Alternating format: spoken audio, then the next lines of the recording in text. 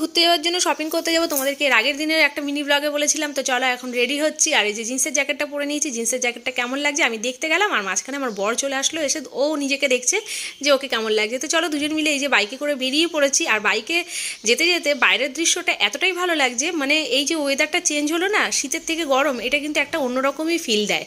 আর চলো এইদিকে দেখছো যে গাড়ির একটু কাজ করানো হচ্ছে, এটা নতুন বাইক, তো নতুন বাইকের ব্যাটারিটা হয়ে গেছে খারাপ, তো সেটা ঠিক করলো, করে আবার ব্যাগের দোকানে চলে আসলাম।